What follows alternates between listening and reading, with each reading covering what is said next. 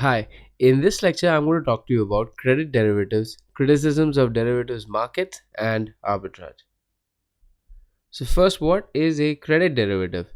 Now, like most derivatives, it is actually a contract, but this contract gives a bondholder protection against a downgrade or default made by the borrower.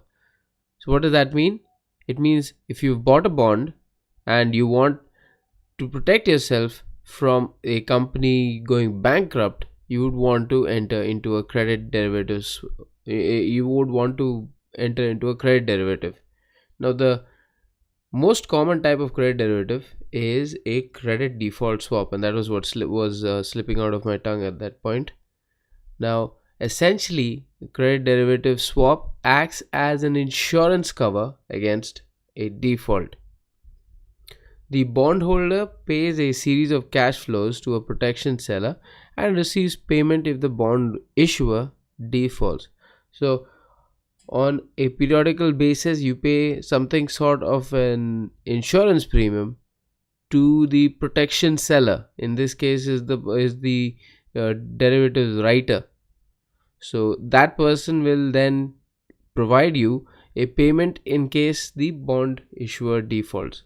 Then why is this a big concern? Because if you're buying corporate bonds which are not AAA rated, and they're offering high interest, chances are that such a company may even go bankrupt, and that's when you would probably want to enter into a credit default swap.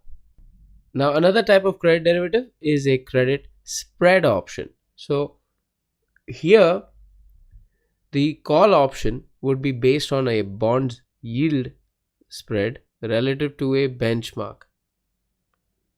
So you are trying to hedge yourself or cover yourself against any down valuation of the bond, essentially by looking at its yield relative to certain benchmarks.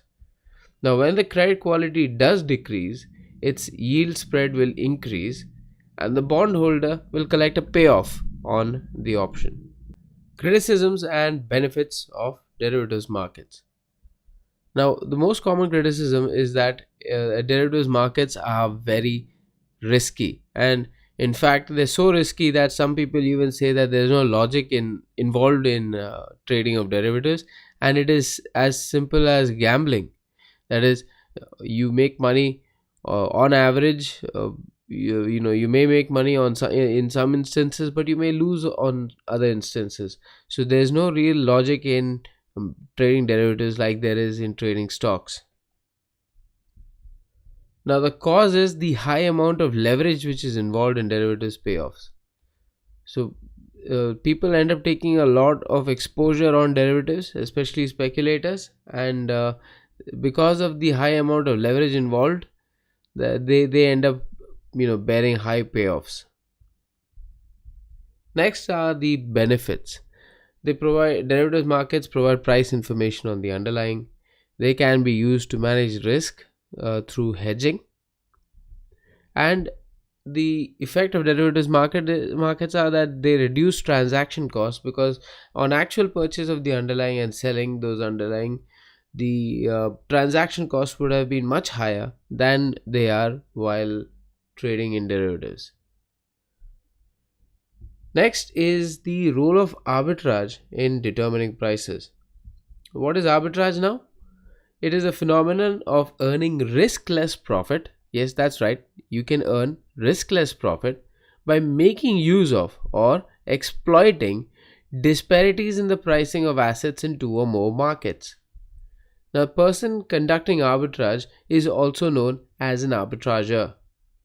Now, what an arbitrager would do is, let's look at an example where there are two markets A and B. An arbitrager is a person who would exploit the price differences in these two markets by buying from the lower priced market and selling into the higher priced market. So there is no case of him taking any higher risk than just making use of the exploitation of the price differences between two or more markets. Now, based on the law of one price, both markets eventually will correct themselves owing to the respective increase in demand in market A and supply in market B. And if you've done high school economics or you've studied that elsewhere, you will be familiar with the term of price equilibrium. That is, as demand goes high, what happens to the price? Well, the price would go high, because that shows that there is potential for for money to be made. And similarly, when supply goes high, price goes down, because now there is excess of what the market really needs, and the market devalues that product. So that's what's happening in this case. Well, that covers what I wanted to talk to you about in this lecture. I'll see you in the next one. Thanks for watching. Bye for now. And if you're watching this on YouTube, please click subscribe.